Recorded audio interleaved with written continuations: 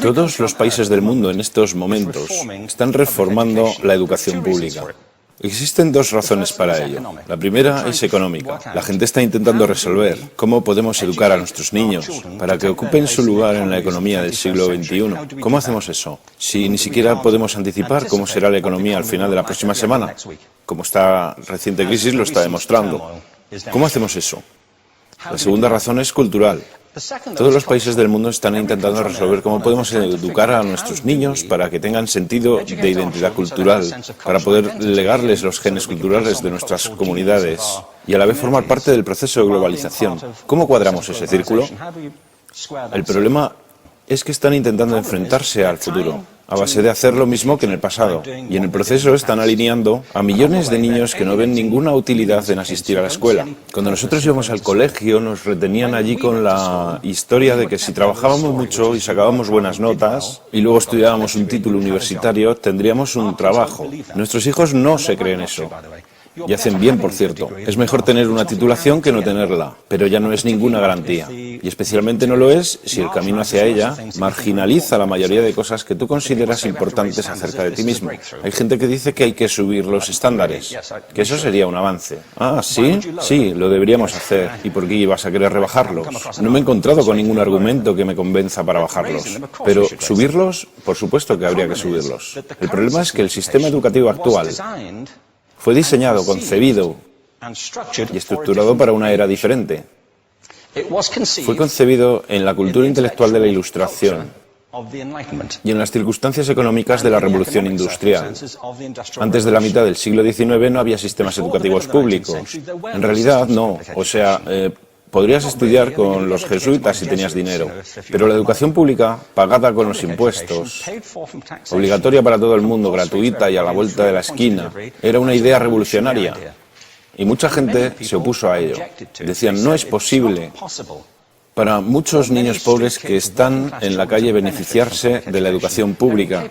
Son incapaces de leer y escribir. ¿Por qué perder tiempo con esto? Y también se asienta sobre una serie de suposiciones sobre la estructura social y la capacidad de las personas. Fue dirigido por el imperativo económico de aquel momento, pero a lo largo de todo ello se infiltró el modelo intelectual de la mente, el cual era esencialmente la idea que la Ilustración tenía sobre la inteligencia. La auténtica inteligencia consistía en cierta capacidad para el razonamiento deductivo y un conocimiento amplio de la cultura clásica. Se podría resumir en capacidad académica. Y esta idea está fuertemente enraizada en la reserva genética de la educación pública. El creer que hay dos tipos de personas, académicas y no académicas, y la consecuencia de eso es que mucha gente brillante se creen que no lo son porque han sido evaluados siguiendo este concepto de mente. Así que tenemos dos pilares gemelos, el económico y el intelectual. Y desde mi punto de vista, este modelo ha causado caos en la vida de mucha gente. Ha habido gente que se ha beneficiado maravillosamente de él, pero la mayoría de la gente no. En lugar de beneficiarse, sufren de esto. Una epidemia moderna, mal ubicada y también ficticia. Esta es la plaga del síndrome de déficit de atención e hiperactividad, TDAH. Este es un mapa de la incidencia del TDAH en Estados Unidos. El mapa de prescripciones médicas para el TDAH. No me malinterpreten. No quiero decir que el síndrome de déficit de atención no exista. Yo no tengo la formación necesaria para ello. Sé que la amplia mayoría de psicólogos y pediatras creen que sí, pero aún es un tema a debatir. Lo que sí me consta es que no se trata de una epidemia. Estos niños están siendo medicados tan rutinariamente como a mi generación nos quitaban las amígdalas, por los mismos motivos caprichosos y por la misma razón, la moda de la medicina. Nuestros hijos están viviendo en el periodo más intensamente estimulante de la historia de la Tierra. Están siendo acosados con información y les están reclamando su atención desde todos los medios. Los ordenadores, los iPhone, las vallas publicitarias y cientos de canales de televisión. Y nosotros les penalizamos por distraerse. ¿Distraerse de qué? Cosas que son un aburrimiento, en la escuela sobre todo. Me parece a mí que no es totalmente una incidencia el hecho de que la incidencia del TDAH haya crecido paralela al incremento de los test estandarizados. A estos niños se les está dando cosas como Ritalin, Adderall, a menudo medicación bastante peligrosa, solo para hacer que se concentren y se calmen. Pero según esto, el déficit de atención aumenta al ir al este de este país. La gente empieza a perder el interés en Oklahoma.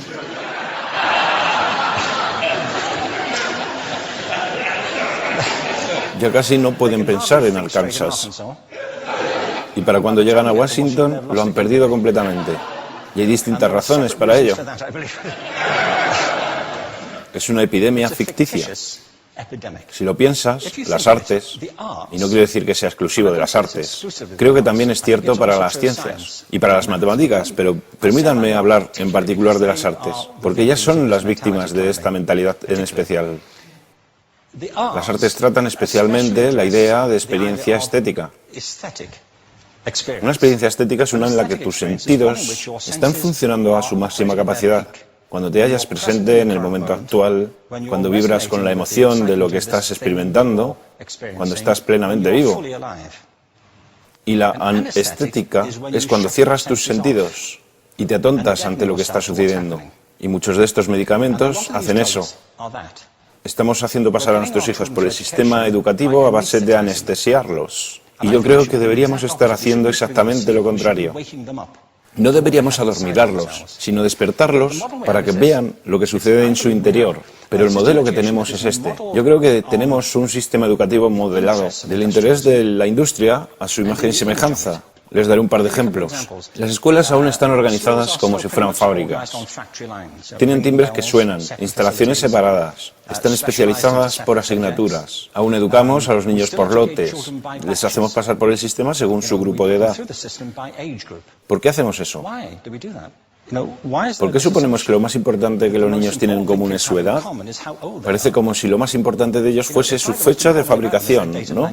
Bueno, yo conozco niños que son mucho mejores que otros niños de su edad en distintas disciplinas, o en diferentes momentos del día, o que son mejores en grupos pequeños, o en grupos grandes, o que simplemente trabajan mejor solos. Si te interesa el modelo de aprendizaje, no puedes empezar con esta mentalidad de cadena de montaje. Se trata esencialmente de una conformidad. Cuando ves el incremento de los exámenes estandarizados y de los currículos estandarizados, todo se basa en la estandarización. Yo creo que tenemos que ir justamente en la dirección opuesta. Esto es lo que quiero decir cuando hablo de cambiar el paradigma. Hay un estudio estupendo que se ha hecho recientemente acerca del pensamiento divergente. El pensamiento divergente no es lo mismo que la creatividad. Yo defino la creatividad como el proceso de tener ideas originales que tengan valor.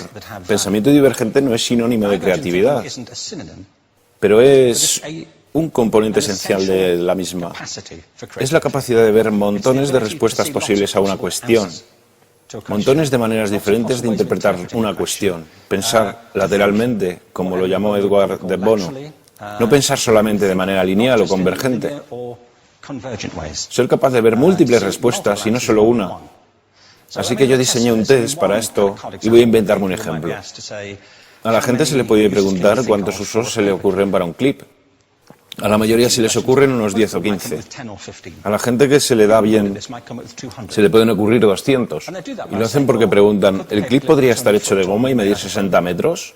¿Tiene que ser un clip tal como lo conocemos? Bueno, pues diseñé el test y lo probé con 1.500 personas.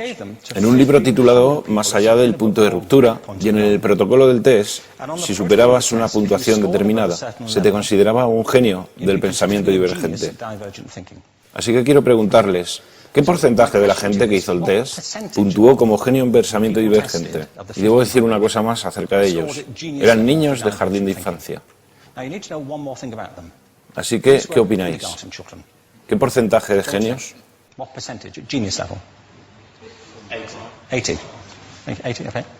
98%.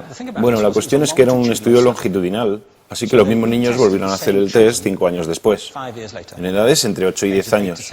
¿Qué pensáis? ¿50%? Volvieron a hacerles el test otra vez, 5 años más tarde, cuando tenían entre 13 y 15 años de edad. Y se observa una tendencia, ¿no?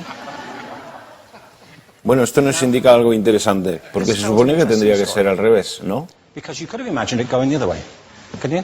Empiezas no siendo muy bueno, pero mejoras a medida que te haces mayor. Pero esto demuestra dos cosas. Una es que todos nosotros tenemos esta capacidad. Y la otra es que esta capacidad se deteriora en general. Muchas cosas les han pasado a estos niños durante su crecimiento, pero yo estoy convencido que lo que más les ha influenciado es que a estas alturas ya han obtenido una educación académica. Se han pasado 10 años en la escuela, oyendo que solo hay una respuesta correcta. Esta es la parte de atrás del libro, pero no la mires. Y no copies, porque eso es engañar. Fuera de las escuelas, a eso se le llama colaboración. Esto no sucede porque los docentes así lo quieran. Es simplemente porque sucede así. Es porque se halla presente en la reserva genética de la educación. Tenemos que pensar de forma diferente acerca de la capacidad humana. Tenemos que superar esta vieja idea acerca de lo académico y lo no académico, lo abstracto, lo teórico, lo vocacional, y empezar a verlo como lo que es, un mito. En segundo lugar, tengo que reconocer que la mayor parte de las veces el buen aprendizaje se da en grupos y que la colaboración es lo que alimenta el crecimiento. Si atomizamos a las personas, las separamos y los juzgamos por separado, formamos una especie de desconexión entre ellos y su ambiente de aprendizaje natural. Y en tercer lugar, un asunto importante es la cultura de nuestras instituciones, los hábitos de estas instituciones y los hábitats que ocupan.